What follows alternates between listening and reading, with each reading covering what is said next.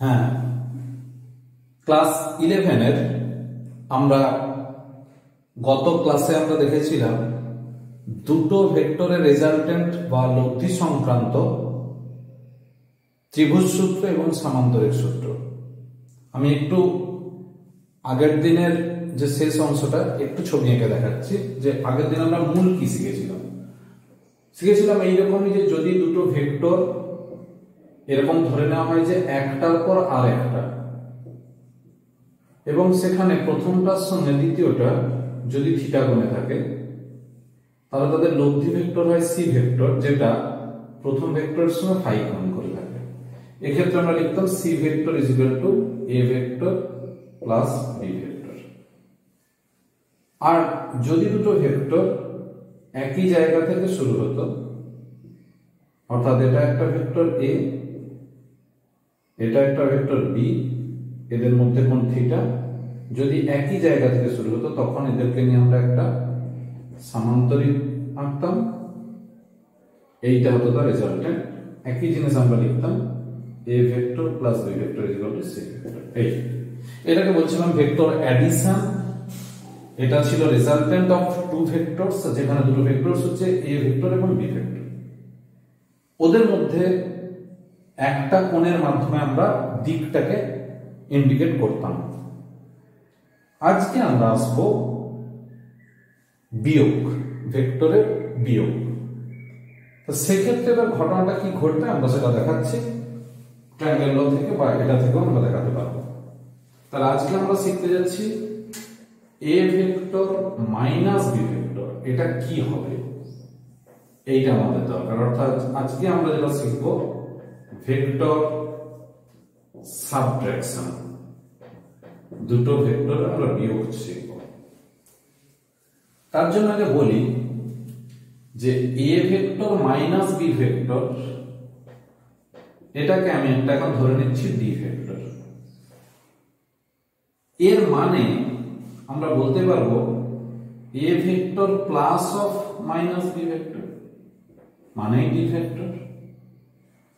তার মানে হলো A vector plus opposite of B vector. অর্থাৎ এ ভেক্টরের সঙ্গে আমি অ্যাড করব কাকে? বি ভেক্টরের অপোজিট ভেক্টরকে, পাবো কোনটা? D vector. তাহলে আমাদের এইটার উপর জোর দিতে হবে। সেখানে আমরা যে ভেক্টরটা পাবো তাকে বলবো ডি ভেক্টর, অর্থাৎ তার ম্যাগনিটিউড হবে ডি, এবং তার ডিরেকশন কি আছে সেটাও আমরা দেখব। ঠিক আছে? তাহলে আলটিমেট আমাদের চিন্তা ভাবনাটা কি হলো যে এ ভেক্টরের সঙ্গে বি ভেক্টরের অপোজিট যোগ করতে হবে। যদি আমরা এ ভেক্টর থেকে বি ভেক্টর বিয়োগ করতে চাই, তাহলে আলটিমেট আমরা আর বিয়োগ করব না, আমরা কি করব? যোগ করব। কাকে? যে ভেক্টরকে বিয়োগ করতে বলেছে সেই ভেক্টরের অপোজিট ভেক্টর মানে বিপরীত ভেক্টরকে আমরা যোগ করব। তাহলে এখন আমরা আগের দিনের যে বা আগের ক্লাসের যেটা শিখেছিলাম তাতে আমরা বলছিলাম যে এ ভেক্টরের সঙ্গে বি ভেক্টরের যোগ। আজকে আমরা কি করব? বি ভেক্টরের অপোজিট নেব আগে। তাহলে ছবিটা একটু চেঞ্জ হচ্ছে। ওই ছবিতে বি ভেক্টরের আমরা অপোজিট নিচ্ছি এইদিকে, এই মাপ করে সমান, কিন্তু অপোজিট। এই দিকটা বি হলে এটা মাইনাস বি ভেক্টর। তাহলে এখন আমরা ট্রায়াঙ্গেল ল অনুসারে এ ভেক্টরের সঙ্গে অপোজিট বি ভেক্টর অ্যাড করে দেব। তাহলে এ ভেক্টরের সঙ্গে অপোজিট বি ভেক্টর অ্যাড করলে যেটা পাই সেটা হলো এইটা, এটাকেই বলবো ডি ভেক্টর। ক্লিয়ার হলো? দেখে নাও একবার। তাহলে আগের দিন আমরা শিখেছিলাম এ ভেক্টরের সঙ্গে বি ভেক্টরের যোগ। আজকে আমরা শিখলাম এ ভেক্টরের সঙ্গে মাইনাস বি ভেক্টরের যোগ, মানেই হলো এ ভেক্টর থেকে বি ভেক্টর বিয়োগ। এটা আমরা ছবিতে দেখিয়ে দিলাম। এবার আসছি হিসাবের সময় কি করব। হিসাবের সময় দেখাতে হলে তাহলে এখন এ এর ডিরেকশন এইটা আর মাইনাস বি ডিরেকশন এইটা, তাহলে আমার কাছে এখন অ্যাঙ্গেল হয়ে গেল এইটা। এই অ্যাঙ্গেল হলো 180 ডিগ্রি মাইনাস থিটা। ছবি থেকে আমরা বুঝতে পারছি এটা যদি থিটা হয় তাহলে এটা হবে 180 ডিগ্রি মাইনাস থিটা।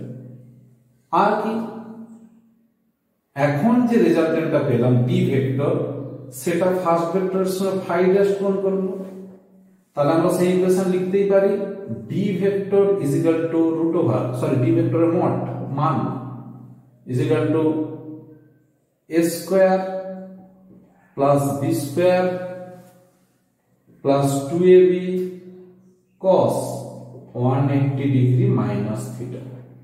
তাহলে আমরা কি করলাম, কোন জায়গাতে কিন্তু b এর জায়গায় মাইনাস b বসাইনি।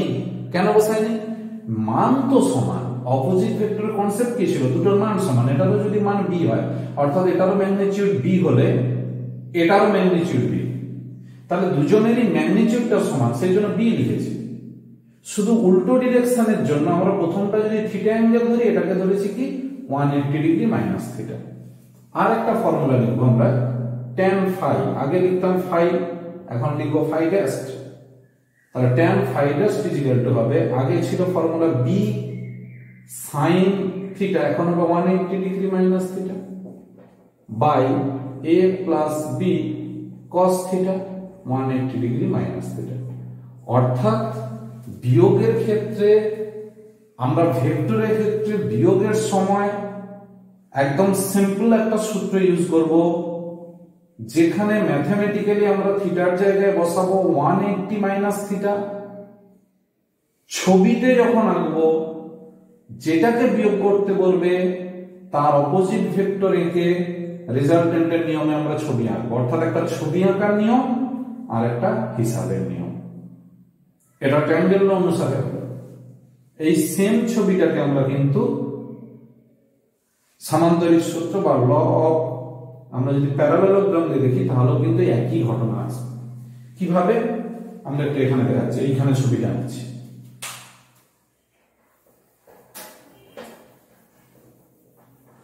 তাহলে এই জায়গাটা একটু লিখে দিই, a vector minus b vector is equal two d vector. তাহলে এখানেও কি হবে, মাইনাস,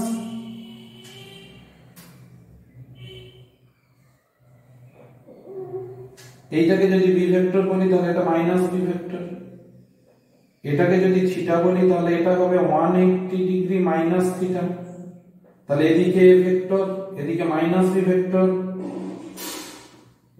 এদের নিয়ে যে সমান্তরিক তৈরি হবে সেটা এটা, তার ডায়াগোনাল, মানে নিয়ম সবসময় একই। আগের দিন হয়েছিল a ভেক্টরের সঙ্গে b ভেক্টরের যে সমান্তরিকটা আঁকা হয়েছিল সেই সমান্তরিকের কর্ণ। আজকেও আমরা বলছি a ভেক্টরের সঙ্গে মাইনাস b ভেক্টরের যে সমান্তরিক তৈরি হয়েছে তার কর্ণ, এটাই হলো d ভেক্টর। তাহলে 180 ডিগ্রি মাইনাস থিটাটা কোনটা, না a ভেক্টরের সঙ্গে মাইনাস b ভেক্টর। আর এই নতুন যে ভেক্টরটা তৈরি হলো d এর সঙ্গে a এর, এটাই আসলে এখন phi dash। একদম নিয়ম কি ছিল যে ফার্স্ট ভেক্টর মানে a এর সঙ্গে রেজাল্টেন্টের যে অ্যাঙ্গেল phi dash, ফর্মুলা বসবে এই ফর্মুলা দুটোই। অর্থাৎ ছবি আঁকার সময় আমাদের দু রকম নিয়মে আমরা ছবিটা আঁকছি, একবার সামান্তরিক সূত্র প্রয়োগ করে, একবার ত্রিভুজ সূত্র প্রয়োগ করে। কিন্তু দুটো ভেক্টরের ক্ষেত্রে আমাদের ইকুয়েশন হবে এটাই। এইটাকে আমরা যদি সলভ করি বা এটাকে হিসাব করি, যা পাবো সেখানে এটা হবে বিয়োগফলের মান, আর এটা হবে ওই বিয়োগফল ভেক্টরটা, অর্থাৎ দুটো ভেক্টরের বিয়োগের ফলে যে ভেক্টরটা পাবো সেই ভেক্টর ফার্স্ট ভেক্টর মানে প্রথম ভেক্টরের সঙ্গে যত অ্যাঙ্গেলে যাবে সেই অ্যাঙ্গেলটা এখান থেকে পেয়ে যাবো, কিন্তু কোন দিকে যাবে সেটা আমরা ছবি থেকে দেখাবো।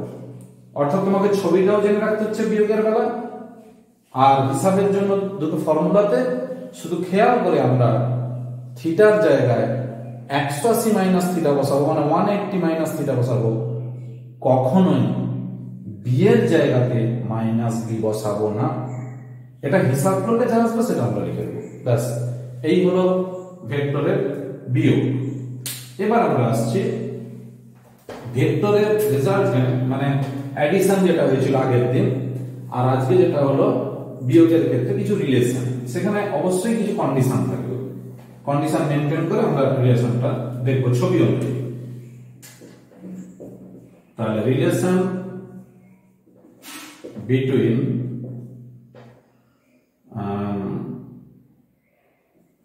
addition and subtraction. কিরকম ঘটনাটা না, আমরা যদি 1 নম্বর ছবি দেখি জেনারেলি, এইটা a ভেক্টর, এটা b ভেক্টর,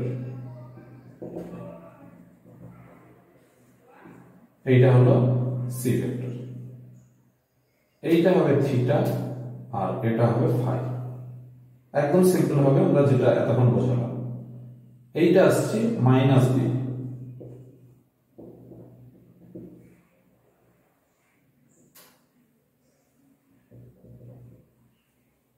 এইটাকে বলবো ডি ভেক্টর, এটা এর সঙ্গে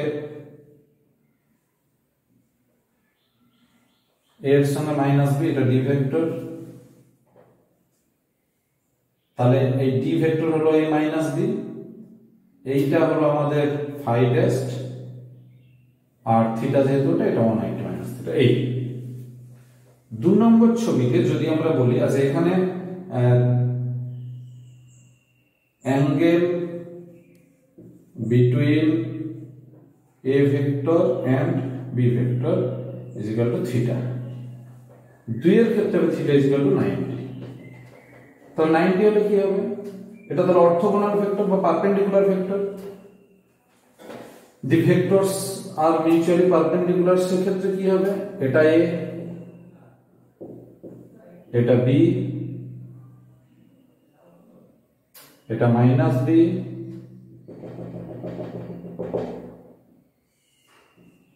এটা C,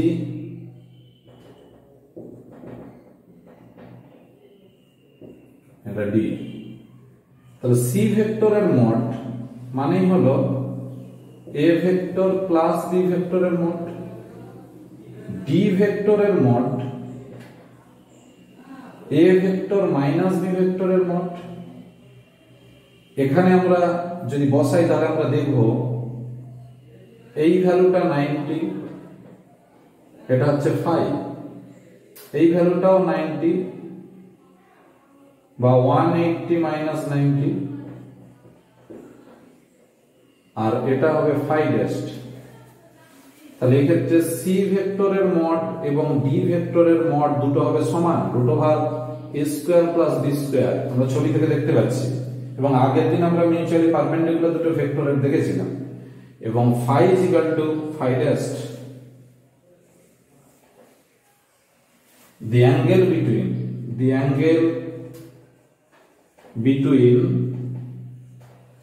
C and D is equal to phi plus phi dash সমান 2 phi।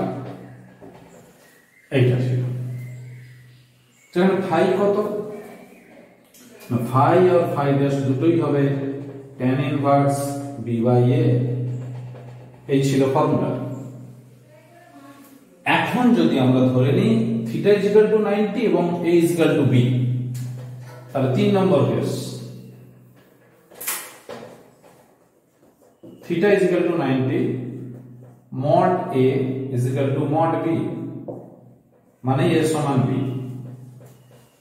then phi or phi dash দুটোই হবে tan inverse 1, a R b সমান, তাহলে a এবং b যদি সমান হয় তাহলে এটা 45 ডিগ্রি। তাহলে the angle between C and D is equal to 2 into 45 degree সমান 90। তাহলে যেটা বোঝা গেল কি, যে যদি দুটি ভেক্টর পরস্পর সমান হয়, অর্থাৎ এটাও a এটাও a, তখন তাদের রেজাল্টেন্ট এটা C এবং এটা D, এই অ্যাঙ্গেলটাও হয়ে যাবে 90 ডিগ্রি। অর্থাৎ দুটো ভেক্টর যদি সমান হয় তাহলে তাদের রেজাল্টেন্ট এবং যে বিয়োগফলের মানটা, অর্থাৎ তাদের লব্ধি এবং বিয়োগফলের মান, এরাও পরস্পর 90 ডিগ্রি কোণে থাকবে যদি ওই দুটি সমান মানের ভেক্টর পরস্পর 90 ডিগ্রি কোণে থাকে। তার লাইনটা কি হলো, দুটি সমমানের ভেক্টর পরস্পর সমকোণে থাকলে, দুটি সমমানের ভেক্টর পরস্পর সমকোণে থাকলে তাদের লব্ধি এবং অন্তরের মান সমান হয়। এখান থেকে আমরা দেখেছি, এখানেও সমান হবে। তাদের লব্ধি এবং অন্তর পরস্পর সমান এবং ওই লব্ধি অন্তরের মধ্যবর্তী কোণ 90 ডিগ্রি, অর্থাৎ তারাও পরস্পর সমকোণে থাকবে।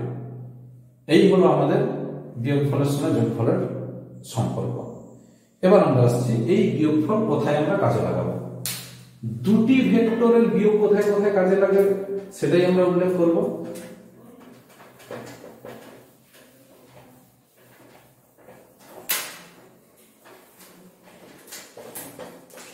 অ্যাপ্লিকেশন অফ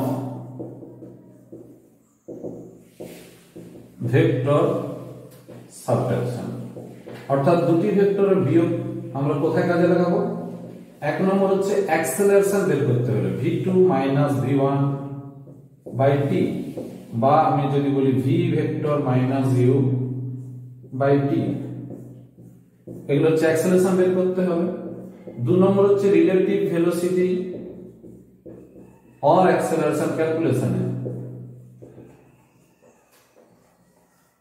তখন আমাদের কিন্তু এই ভেক্টর বিয়োগের কনসেপ্ট দুটো লাগবে, মানে এগুলো অঙ্কে আমাদের আছে, সেটা বলে দেওয়া একটু। তারপর এতক্ষণ আমরা শিখলাম যেটা আগের দিন আর আজকে মিলে, যে দুটি ভেক্টরের যোগ, দুটি ভেক্টরের বিয়োগ। এখন প্রশ্ন হলো যে বিয়োগ তো সবসময় দুটো ভেক্টর দিয়েই হবে, কারণ দুটো সংখ্যারই বিয়োগ হয় আমরা জানি, ফলে বিয়োগের ক্ষেত্রে এই রুট জানলেই হলো।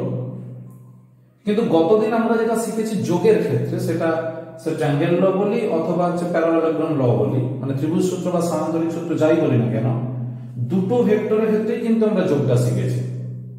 যদি দুইয়ের বেশি সংখ্যক ভেক্টরের যোগ করতে বলে তখন আমরা কি করব, সেক্ষেত্রে আমরা একটু জানবো। তাহলে আমাদের দুটি ভেক্টরের বেলা নিয়ম কি ছিল। এই দুটো ভেক্টর, একটা এ একটা বি, এবং এটা ছিল তাদের লব্ধি সি। তাহলে যদি দুটো ভেক্টরের জন্য বাহু লাগে তিনটে বাহু লাগলো, এই কারণে দুটো বাহু বা দুটো সাইড দিয়ে আমরা দুটো ভেক্টরকে ইন্ডিকেট করছি, আর একটা বাহু যেটা পড়ে থাকছে ত্রিভুজে সেটা দিয়ে আমরা তার রেজাল্টেন্ট লব্ধিটাকে আমরা ইন্ডিকেট করছি। তখন প্রশ্ন উঠে আসছে যে আমরা যদি তিনটে ভেক্টর নিতাম, তাহলে just a B C, sorry A B C, তখন তাহলে রেজাল্টেন্ট হতো ডি, তা তখন আমার সাইড লাগবে হতো চারটে। তাহলে এখানেই কনসেপ্ট আসবে এইরকম যে যদি মোর দ্যান টু ভেক্টর, অর্থাৎ দুইয়ের বেশি ভেক্টরের যোগ করি, তখন কিন্তু সেক্ষেত্রে ত্রিভুজের থেকে বেশি, অর্থাৎ তিনটের থেকে বেশি বাহু বিশিষ্ট বহুভুজ লাগছে। সেই জন্যই এবার আমরা আসবো পলিগন ল বা বহুভুজ সূত্র।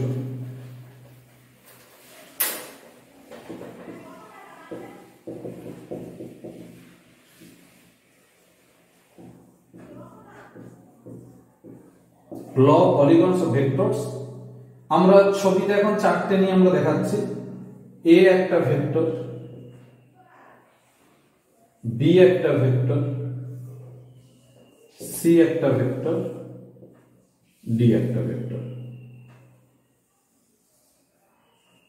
এইটা হচ্ছে আমাদের আর রেজাল্টেন্ট। তাহলে আমরা সেই ট্রায়াঙ্গেল নিয়মের এতে গেছি যে ও পয়েন্ট থেকে আমরা শুরু করেছিলাম, O A B C D এগুলো পয়েন্ট। ও এ দিয়ে এক নম্বর vector A vector, A B দিয়ে দু নম্বর ভেক্টর বি ভেক্টর, বিসি দিয়ে তিন নম্বর ভেক্টর সি ভেক্টর, এবং সিডি দিয়ে চার নম্বর ভেক্টর ডি ভেক্টরকে ইন্ডিকেট করেছি।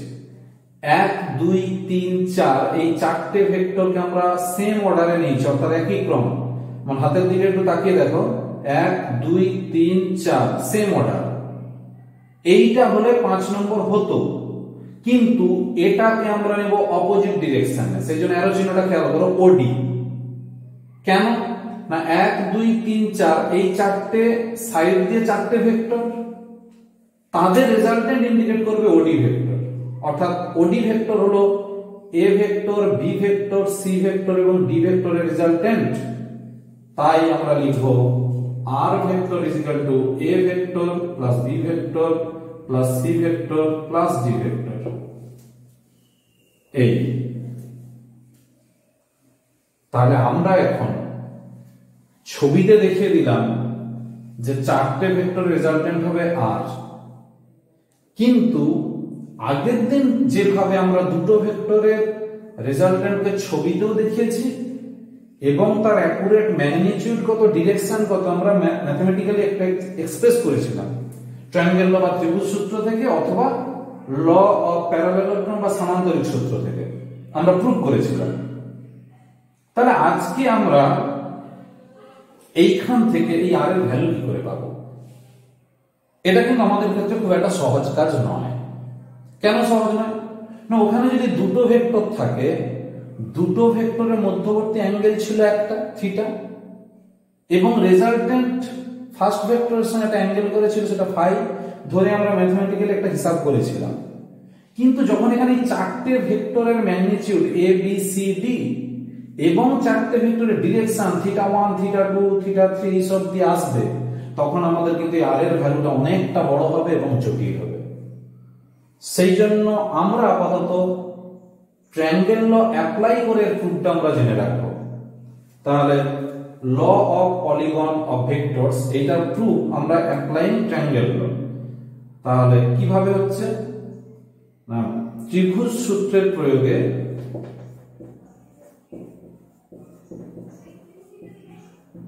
আমরা এর আসল হিসাবটা শিখবো একটু পরে। ত্রিভুজ সূত্রের প্রয়োগে এটাকে বলি আমরা বহুভুজ সূত্র, ল অফ পলিগন, বহুভুজ সূত্রের প্রমাণ। আচ্ছা, তার আগে একটু বিবৃতিটা বলে দিই। যদি কোনো বহুভুজের এই বাহুটা ছেড়ে যদি বলি তাহলে উন্মুক্ত বহুভুজ বলা উচিত। তাহলে যদি কোনো উন্মুক্ত বহুভুজের বাহুগুলি দ্বারা বা ক্রমানুসারে গৃহীত বাহুগুলি দ্বারা একাধিক ভেক্টরকে রিপ্রেজেন্ট করা হয় অর্থাৎ প্রকাশ করা হয়, তাহলে যে বাহুটা বা যে সাইডটা ওকে ক্লোজড করবে মানে বদ্ধ করলো, অপোজিট অর্ডারে নেওয়া সেই বাহুটা মানে বিপরীত ক্রমে নেওয়া সেই বাহুটা, শেষ বাহুটা, অন্তিম বাহুটা, যে বাহুটাকে বদ্ধ করলো সেই শেষ বাহুটাকে যদি আমরা বিপরীত অর্ডারে নিই বা অপোজিট অর্ডারে নিই, তাহলে সেটাই ওই বাকি ভেক্টরগুলির লব্ধির মান অধিক সূচিত করবে।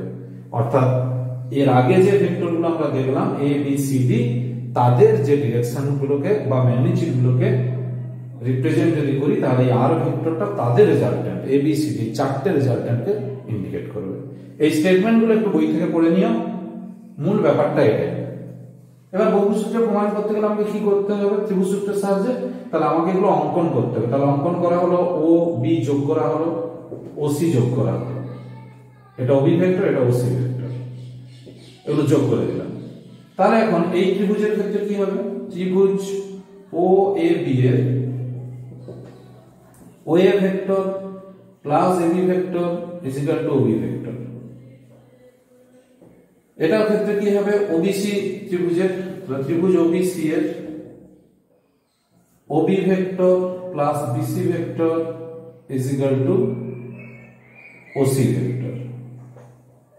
তারপর আরেকটা ত্রিভুজ, ত্রিভুজ ওসিডি এর OC vector plus CD vector is equal to OD vector. তাহলে এখন কোশ্চেন এলো যে আমরা যদি শেষ থেকে শুরু করি, কারণ আমাদের ওডিটা দরকার, আর ভেক্টরটা দরকার, তাহলে OD vector is equal to OC vector plus CD vector. ওসির জায়গায় আমরা এই ভ্যালুটা বসাচ্ছি, তাহলে OB vector plus BC vector plus CD vector. এরপর আমরা ওবির জায়গায় বসাবো এই ভেক্টরটা, তাহলে হবে OA vector plus AB vector, এটা ওবির জায়গায় বসলো, plus BC vector plus CD vector. এটাই হিসাব করলে হবে A vector plus B vector plus C vector plus D vector. তবে এটাই হলো আর ভেক্টর। এটা প্রুভ হলো। এটা আমরা ট্রায়াঙ্গেল ল এর কনসেপ্টটা নিয়ে আমরা প্রুভ করলাম, কিন্তু আমরা কিন্তু এখন আর এর ম্যাগনিটিউড আর ডিরেকশন এখনো বের করতে পারিনি। সেটা যদি আমাকে বের করতে হয়, তাহলে একটা নতুন থিওরি আমাদেরকে জানতে হবে, যার নাম হলো রিজলিউশনস অফ ভেক্টর, অর্থাৎ ভেক্টরের বিভাজন। তাহলে আমরা এতক্ষণ যেগুলো পড়লাম, ভেক্টরের সংযোজন করেছি, দুটি ভেক্টর বিয়োগ করেছি, বিয়োগটা আবার এক ধরনের সংযোজন বা যোগ। তো আজকে এখন আমরা দেখব যে একটা ভেক্টরকে ভেঙে কি করে আমরা দুই বা তার বেশি ভেক্টর পেতে পারি।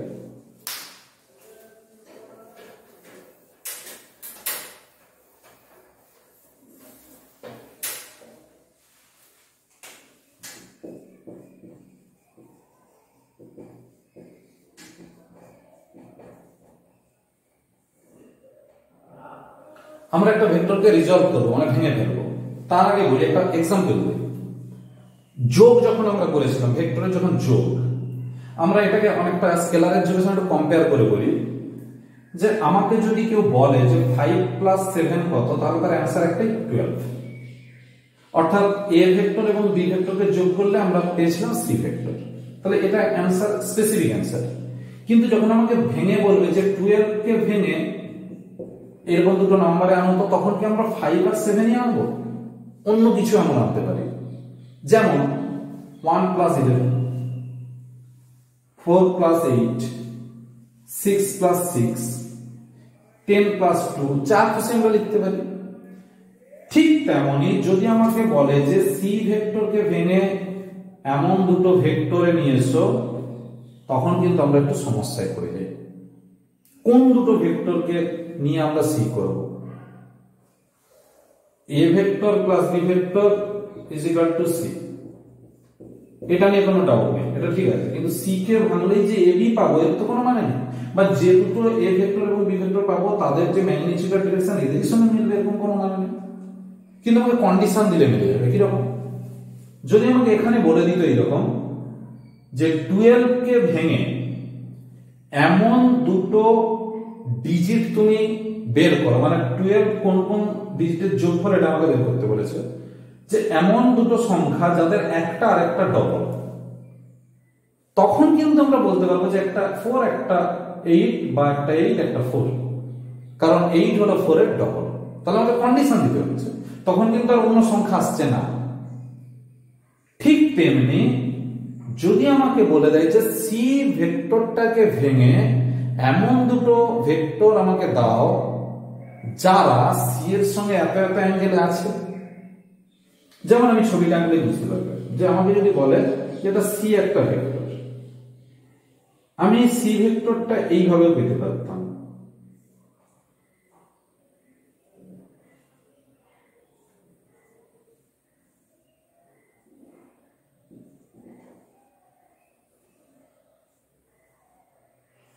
এটা এ ছিল, এটা বি ছিল। তাহলে এইভাবে আমরা পেতে পারি। আবার আমি তো এইভাবেও পেতে পারি,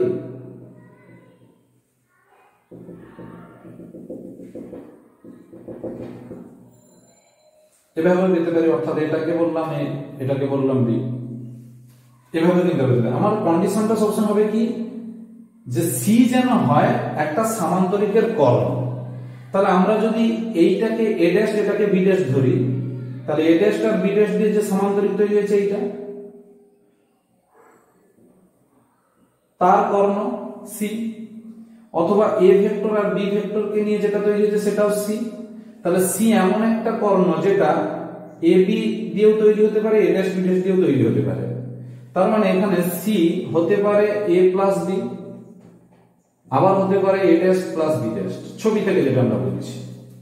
কিন্তু আমাকে যদি কোনো অ্যাঙ্গেল বলে দিত যে সি কে ভেঙে এমন দুটো ভেক্টর বের করে, একটা আলফা অ্যাঙ্গেলে আর একটা বিটা অ্যাঙ্গেলে, ব্যাস তখন কিন্তু আমার এটা ক্রস হয়ে যেত, এটা আমার রাইট, তখন আমার এটাই বের করতে হতো।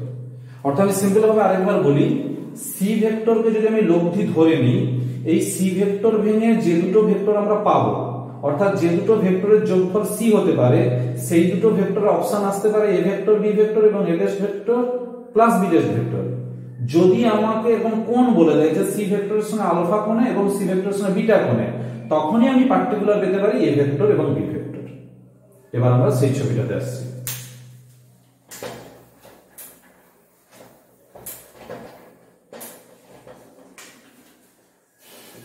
এটা বি ভেক্টর, এটা এ ভেক্টর, এটা একটা সামান্তরিক, এটা সি ভেক্টর, এটা আলফা কোণ, এটা বিটা কোণ। তাহলে অবশ্যই এই কোণটা হবে আলফা প্লাস বিটা, জ্যামিতি থেকে আমরা পাচ্ছি। আর এই অ্যাঙ্গেলটা অবশ্যই হবে বিটা, তাহলে এই অ্যাঙ্গেলটা অবশ্যই হবে 180 degree minus alpha plus beta. আগে এই অ্যাঙ্গেলগুলো একটু বুঝে নাও, আর কিছু নেই এটা প্রুফে, আর এমন কিছুই নেই। কারণ আমাকে এটা বের করতে হবে সি, এটা হচ্ছে রেজাল্টেন্ট বা লব্ধি, এর সঙ্গে আলফা কোণে ভেক্টর এ ভেক্টর, সি এর সঙ্গে বিটা কোণে ভেক্টর বি ভেক্টর। তাহলে আমাকে এই দুটো ভেক্টরের অ্যাঙ্গেল তো বলে দিল আলফা আর বিটা, তাহলে আমার এখন দরকার এ ভেক্টরের মড আর বি ভেক্টরের মড, ব্যাস এই দুটো পেলেই আমার হলো। তাহলে এ কত, বি কত। এবার আমরা এই ছবিটা থেকে সেটা বের করব কিভাবে। সিম্পল একটা সাইন ল থেকে, ট্রায়াঙ্গেলের সাইন ল থেকে আমরা ইউজ করে পাবো। তাহলে এর নাম দিয়ে দিলাম পি কিউ আর। তাহলে ফ্রম পি কিউ আর ত্রিভুজ থেকে ইউজিং ট্রায়াঙ্গেল, এই ইউজিং ট্রায়াঙ্গেল সাইন ল কি হয়, এই ভেক্টরটা যদি বি হয় তাহলে এটাও ভেক্টরটা বি হবে। আমি শুধু ম্যাগনিটিউড নেব, তাহলে a বাই সাইন বিটা, এর অপোজিট দিকের অ্যাঙ্গেলটা বিটা, সমান b এর অপোজিট দিকের angle alpha, b by sine alpha, সমান c by sine 180 degree minus alpha plus beta. কিভাবে আসে একটু দেখে দিই। এটা এ, এটা বি, এটা সি। এ অ্যাঙ্গেলের অপোজিট সাইডটা এ, বি অ্যাঙ্গেলের অপোজিট সাইড বি, সি অ্যাঙ্গেলের অপোজিট সাইড সি। তাহলে A by sine A is equal to B by sine B is equal to C by sine C. এই হচ্ছে ফর্মুলা, এটাকে আমরা ইউজ করছি এখানে। এইটার সঙ্গে এটাকে সমান করছি, তাহলে হবে a is equal to C sine beta by sin 180 degree minus alpha plus beta means alpha plus beta। এটা একটা আমরা মনে রাখবো। b is equal to c sin alpha by sin alpha plus beta। এই দুটোই আমাদের মূল ফর্মুলা, অর্থাৎ আমরা আলফা বিটা জানি, সি জানি, তাহলে আমরা এই পেয়ে যাব। আলফা বিটা জানি, সি জানি, এই দুটো আমাদের নোন, তিনটে কোয়ান্টিটি নোন, আলফা বিটা এবং সি, আমরা পেয়ে যাচ্ছি এ হবে। ফর অর্থোগোনাল কম্পোনেন্ট, অর্থাৎ সমকোণে যদি আমরা উপাংশটা বের করি তখন কি হয়, alpha plus beta is equal to 90, then beta is equal to 90 minus alpha. এটা স্টার চিহ্ন দিলাম। সেক্ষেত্রে কি হবে, a ইজ ইকুয়াল টু হবে c sin 90 minus alpha by 90 minus alpha by 1 is equal to c cos alpha. b is equal to c sin alpha by 1 is equal to c sin alpha। এই হলো আমাদের orthogonal কম্পোনেন্টে ভাগ। অর্থাৎ আমরা আজকে শেষ যেটা শিখে গেলাম, রেজোলিউশন অফ ভেক্টর, এর অ্যাপ্লিকেশনটা থেকে আমরা পরের দিন কি করে অনেকগুলো ভেক্টরের রেজাল্টেন্ট পেতে হয় আমরা জানবো। ভালো থাকবে, এত জলদি রেডি করো। আজ কিন্তু এটা প্রুফ আছে, আর এই দুটো ফর্মুলা আমরা মনে রাখবো। মেনলি অর্থোগোনালটা বেশি ইম্পর্টেন্ট, এটা প্রুফ আছে কিন্তু অর্থোগোনালটা বেশি ইম্পর্টেন্ট। ঠিক আছে, ভালো থাকবে।